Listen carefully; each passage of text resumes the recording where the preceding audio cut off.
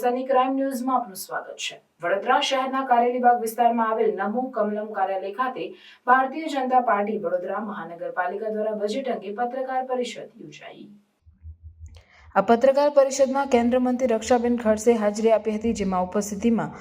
Bharatiya Janata party प्रमुख doctor Vijay Shah तथा शब्द शरण ब्रह्म भट्ट तथा महामंत्री राकेश भाई सेवक तथा महामंत्री सत्यन गुलाबकर तथा अन्य महानुभावों की उपस्थिति में बजेट अंगे पत्रकार परिषद में हाजरी आपी हती। आ बजेट अंगेनी पत्रकार परिषद में केंद्रीय मंत्री रक्षाबेन खड़से मीडिया समक्ष माहिती आपी हती। पहली चीज़ है, आपने जो रिवर के बारे में बताया, तो मैं ये बताना चाहूँगी कि जब हम डेवलपमेंट की बात अगर हम करते हैं तो सभी लोगों की भी जिम्मेदारी है कि अगर कोई अच्छी चीज़ हमारे शहर के लिए, अगर हमारे गांव के लिए बन रही है तो उसके लिए सब लोगों का योगदान देना भी ज़रूरी है। ठीक है, कुछ व्यक्तिगत तौर पे हमारे कुछ मतभेद रहते हैं, लेकिन उससे साइड में अगर रख के अगर हम पूरे सभी लोगों के बारे में, सभी समुदाय के बारे में अगर सोचें तो मुझे लगता है कि विकास रुकेगा नहीं, विकास हम आगे बढ़ा सकते हैं। और दूसरी चीज़, अपने जो नगर पालिका के बारे में बताई तो उतना मुझे जानकारी नहीं है, तो डेफिनेटली मैं भी उन लोगों से बात करके इस बारे में आपको कुछ बता सकती हूँ। लेकिन आज जो हमारा प्रेस कॉन्फ्रेंस है वो सेंट्रल का जो बजट है उसके रिगार्डिंग है। और मैं जानती हूँ या हमेशा मैं ये भी देखती हूँ कि सेंट्रल गवर्नमेंट की तरफ से जो भी योजनाएं लोगों के लिए बनाई जाती है तो वो हमारा कर्तव्य है, हम जितने भी सांसद है या हम लोग प्रतिनिधि है कि हमारा कर्तव्य है वो लोगों के बीच में जाके उसका लोगों को फ़ायदा मिल रहा है या नहीं मिल रहा है, अगर नहीं मिलता है तो क्यों नहीं मिलता है, वहाँ पे क्या दिक्कतें आती है या स्टेट गवर्नमेंट की तरफ से क्या दिक्कतें आती, तो उसका हल हमें निकालने की हम कोशिश करते हैं। क्योंकि बजट एक ऐसा प्रावधान है कि जिसके माध्यम से हम इस देश को आगे लेके जा सकते हैं, लेकिन उसके साथ ही सिर्फ सेंट्रल का बजट ही काफ़ी नहीं है, उसके साथ स्टेट का बजट का भी उतना ही इम्पोर्टेंस रहता है। नगर पालिका है, नगर पंचायत है, उनका भी उतना ही उसमें इम्पोर्टेंस रहता है। डेफिनेटली सोच रहा है। आप देख सकते हो कि भारत सरकार के माध्यम से या हमारे मंत्रालय के माध्यम से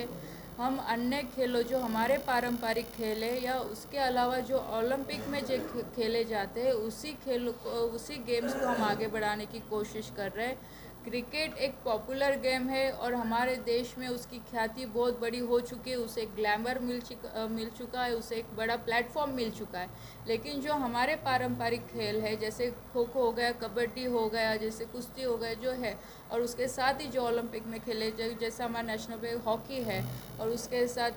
रेसलिंग है, ऐसे कई खेल, बैडमिंटन है, ऐसे कई खेल है कि उसे आगे लेके जाने की हमें ज़रूरत है। और उसके लिए हमारे एथलीट्स भी आज पूरी तरह से सक्षम रूप से आज तैयार है और भारत सरकार भी इन खेलों को आगे बढ़ाने के लिए एथलीट्स को पूरी तरह से ट्रेन करने की कोशिश कर रहे हैं, उस तरह से इंफ्रास्ट्रक्चर देने की कोशिश कर रहे हैं। और उसके साथ ही हम हर राज्य से बात कर रहे हैं कि राज्य सरकार भी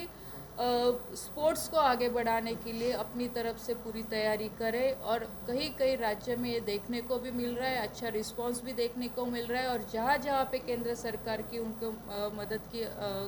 उनको नेसेसिटी रहेगी तो हम पूरी तरह से सपोर्ट राज्य सरकार को करेंगे। इस बजट नहीं लगता कोई क्वेश्चन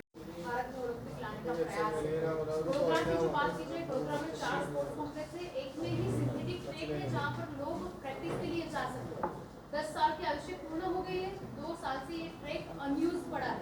वडोदरा में जो लोग खेल महाकुंभ के लिए भी प्रैक्टिस करते हैं उनको वडोदरा जिले के बाहर अन्य जिले में जाके प्रैक्टिस करनी पड़ती है। बहुत ही दयनीय हालत है। इस तरह से अगर रहा तो ओलंपिक के लिए वडोदरा के लोग किस तरह से अपना योगदान दे पाएंगे? तो इस बारे में मैं ये बताना चाहूँगी कि जहाँ जहाँ इंफ्रास्ट्रक्चर है राज्य सरकार की तरफ से उसकी पूरी देखभाल की जाती है। और अभी हम भारत सरकार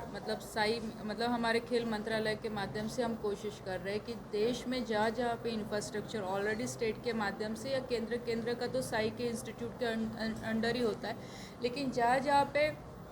राज्य सरकार के इंफ्रास्ट्रक्चर है उसको अभी हम पूरा पैनलाइज कर रहे हैं। और जहाँ पे जैसा आपने बताया कि सिंथेटिक ट्रैक की वहाँ पे अच्छे से व्यवस्था नहीं है या जहाँ पे और इंफ्रास्ट्रक्चर सुधारने की ज़रूरत है वहाँ पे पूरी कोशिश कर रहे हैं कि भारत सरकार राज्य सरकार के साथ मिलके ये इंफ्रास्ट्रक्चर अच्छा इम्प्रूवमेंट करेगी। और मैं आपको ये बताना चाहूँगी कि इंफ्रास्ट्रक्चर खड़ा करना यही एक मेन उद्देश्य नहीं है, उसके साथ इंफ्रास्ट्रक्चर को मेंटेन करना, वहाँ पे अच्छे कोचेस भी उपलब्ध करना, तो हम एथलीट्स को एक अच्छा सर्विस दे सकते हैं या अच्छा कोचिंग उसको दे सकते हैं। तो इसलिए अभी हमारे मंत्रालय के माध्यम से इसका पूरा मॉनिटरिंग हम कर रहे हैं। और मैं आपको पूरे विश्वास के साथ कहती हूँ कि आने वाले दिनों में हम पूरी कोशिश करेंगे कि स्पोर्ट्स में हर सेक्टर में, मतलब क्योंकि स्पोर्ट्स एक सीमित नहीं है, काफ़ी इसमें अलग अलग चीज़ें हैं कि जिसकी तरफ ध्यान देने की ज़रूरत है। तो राज्य सरकार के साथ हम मिलके ये सब बातें हम आगे लेके जा रहे हैं। और एक काफी बड़ा इंफ्रास्ट्रक्चर युवाओं के माध्यम से हमारे पूरे देश में खड़ा रहा और उसके कई उदाहरण हम देख सकते हैं कि आज हमारा भारत इंफ्रास्ट्रक्चर जो मतलब मेक इन इंडिया का जो इंफ्रास्ट्रक्चर है उसमें कहीं आगे बढ़ चुका है। कई इनिशिएटिव हमारे युवाओं के माध्यम से दिए गए। मुद्रा लोन है जो सबसे प्रभावशाली योजना रही है कि हर गांव का बच्चा आज वो अपने तरीके से अपना खुद का व्यवसाय कर सकता है, खुद का एक बिजनेस खड़ा कर सकता है और उसके माध्यम से ज़्यादा रोजगार की निर्मित वो कर सकता है। नहीं तो पहले एक ऐसा जमाना था कि सिर्फ शहरों में आपको जाके नौकरियां मिलती थी लेकिन गांव के बच्चों को नौकरियां नहीं मिलती थी। लेकिन आज इस startup India, make in India, digital India और मुद्रा योजना के माध्यम से आज हम देख सकते हैं कि छोटे छोटे गाँव में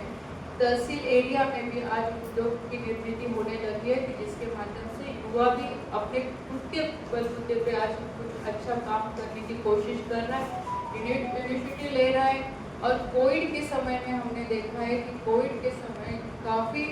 ऐसी चीज़ें हमने हमारे देश में अनुभव की कि जो पहले सब चीज़ें चाइना से हम लाते थे, आज वही चीज़ें हमारे देश में हमारे युवाओं के माध्यम से आज बढ़ने लगी है। और आज पूरी दुनिया और उसके साथ पूरे हमारे भारत के देश भी उसे एक्सेप्ट कर रहे हैं कि अभी चीज़ जो भी हम लेने जाते तो मेक इन इंडिया हम देखते हैं। तो एक ये बहुत बड़ा बदलाव युवाओं के माध्यम से भी हमें देखने के लिए मिला है और ये उनको भी जीने का अधिकार मिलना चाहिए और वो भी इस देश को आगे ले जाने में उनकी भी भागीदारी बढ़नी चाहिए। इसलिए आदरणीय मोदी साहब ने सेल्फ हेल्प ग्रुप के माध्यम से कई महिलाओं का संगठन खड़ा किया पूरे देश में। और आज मैं पूरे गर्व के साथ कह सकती हूँ कि ऐसा कोई राज्य नहीं कि जहाँ से ग्रामीण क्षेत्र से भी महिला सेल्फ हेल्प ग्रुप के साथ जुड़ रही है। आज उनका रूपांतर आज हम देख सकते हैं कि लखपति दीदी के माध्यम से आज ये महिलाएं आगे आ रही है और देश के विकास में इनका भी बहुत बड़ा योगदान रहा है। आज मैंने महिलाओं से इसलिए शुरुआत की क्योंकि मैं भी एक खुद महिला हूँ। मेरी भी राजनीति की शुरुआत जैसे यहाँ पे मेरे साहब ने बताई, पिछले 15 साल से मैं राजनीति में काम कर रही, सरपंच से मेरी शुरुआत हुई थी और भारतीय जनता पार्टी के माध्यम से आज तीसरी बार लोकसभा में काम करने का मौका मिल रहा है। और मैं भी ग्रामीण क्षेत्र में काम करके आई हूँ तो मैंने भी नज़दीक से देखा है कि आज हमारी ग्रामीण महिलाओं को काफ़ी उनकी उन्नति हुई है और काफ़ी सपोर्ट भारत सरकार के माध्यम से पिछले 10 सालों में मिला है। और आने वाले 5 सालों में भी आदरणीय मोदी साहब ने जो संकल्प लिया है कि जो विकसित भारत हमें बनाना है उसमें महिलाओं का भी योगदान बहुत बड़ा योगदान रहने वाला है। सिर्फ शहर की महिला ना आगे बढ़ते हुए ग्रामीण भाग की हमारी बहनें कैसे आगे बढ़ेगी, इसलिए विविध योजनाओं का मंथन इस बजट में किया गया है कि जिसके माध्यम से महिला गांव की महिला भी आगे आके उसका योगदान इस भारत के विकास में देगी। उसी तरह मैं कहना चाहूँगी कि युवाओं के लिए बहुत बड़ा बजट इसमें आया हुआ है। जैसे पहले भी स्टार्टअप के सभी भारतीय जनता पार्टी के हमारे सभी पदाधिकारी, सभी मान्यवर, मेरे सामने उपस्थित हमारे सभी मीडिया के सभी मेरे भाई, आज की प्रेस जैसे अभी हाँ भाई ने बताया कि बजट को लेकर ये प्रेस है और हमारी भारतीय जनता पार्टी की और हमारी सरकार की ये परंपरा रही है कि जो भी काम हम सरकार के माध्यम से लोगों के लिए करते तो लोगों के बीच में जाके और लोगों को बताना चाहिए कि सरकार आने वाले दिनों में उनके लिए क्या क्या उपलब्धियाँ वहाँ पर देने वाली है। और मुझे आज बताते हुए खुशी हो रही है कि भारत सरकार के माध्यम से और आदरणीय हमारे देश के प्रधानमंत्री आदरणीय मोदी जी के माध्यम से पिछले 10 साल में हमारे देश में हर विभाग में हमने काम करने की कोशिश की है। खास करके मैं महिलाओं के बारे में बताना चाहूँगी। बहुत बड़ा योगदान महिलाओं के लिए भारत सरकार के माध्यम से पिछले 10 सालों में हुआ है और ये बजट में भी हुआ है। और पिछले 10 सालों में हम जो महिलाओं की लिमिट 10 करोड़ तक की गई है कि उससे अगर अच्छा प्रोजेक्ट अगर वो कर रहा है तो उसे आगे लेके जाने के लिए भारत सरकार पूरी कोशिश करेगी। और उसी तरह हमारा मंत्रालय जो युवा कार्यक्रम यूथ अफेयर और स्पोर्ट्स मंत्रालय है, उसके माध्यम से भी हम देख सकते हैं कि माय भारत जो हमने पोर्टल हमारे मंत्रालय के माध्यम से जारी किया है कि जिसके माध्यम से देश के हर युवाओं को हम जोड़ने की कोशिश कर रहे हैं कि युवा भी सरकार के साथ जुड़े, युवा भी इस देश का हर युवा जाने कि सरकार किस तरह से काम कर रही है और वो भी इस देश के विकास में अपना योगदान किस तरह से दे सकता है। इसलिए माय भारत के माध्यम से हम हर जगह, हर स्टेट में, हर डिस्ट्रिक्ट में हम जाने की कोशिश कर रहे हैं और युवाओं को जोड़ने की कोशिश कर रहे हैं। और आज मैं आपको बताना चाहूँगी कि माय भारत पोर्टल के माध्यम से लगभग 1.5 करोड़ से भी ज़्यादा युवा हमारे साथ जुड़े हैं। जो मोदी साहब का संकल्प है कि आने वाले दिनों में हमें 1 लाख से ज़्यादा युवा राजनीति में लाना है जिनका कोई फैमिली बैकग्राउंड नहीं है। और उसके लिए युवा मंत्रालय सबसे ज़्यादा काम कर रहा है कि उस पोर्टल के माध्यम से, हमारे मंत्रालय के माध्यम से बच्चों में लीडरशिप कैसे तैयार होगी और उनके माध्यम से हमारे देश के लिए उनका सेवा भाव कैसा किया जाएगा। इसके अलग अलग हम प्रोग्राम भी चला रहे हैं कि जिसके माध्यम से युवा ज़्यादा से ज़्यादा आएंगे और इस विकसित भारत के मिशन में वो भी हमारे साथ जुड़ेंगे। किसानों के बारे में, क्योंकि किसान एक महत्वपूर्ण हमारे लिए रहा है और हमारी देश की पहचान ही किसान से होती है। और उसके बारे में भी मैं बताना चाहूँगी कि किसानों के लिए इस बार भी काफ़ी प्रावधान सरकार ने इस बजट के माध्यम से किया गया है। तो मुझे याद है कि 2014 में जब पीएम किसान योजना चली थी, पीएम सम्मान योजना चली थी कि जिसके माध्यम से लगभग हर किसान को सरकार के माध्यम से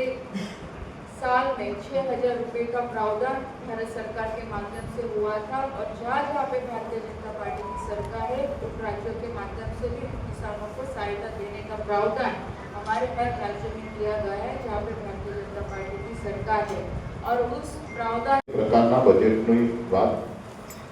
માન્ય નાણામંત્રી નિર્મલા સીતારામનના માધ્યમથી મૂકવામાં આવી। બજેટમાં સૌથી ઉડીને આંખે વળગે એવી જો કોઈ બાબત હોય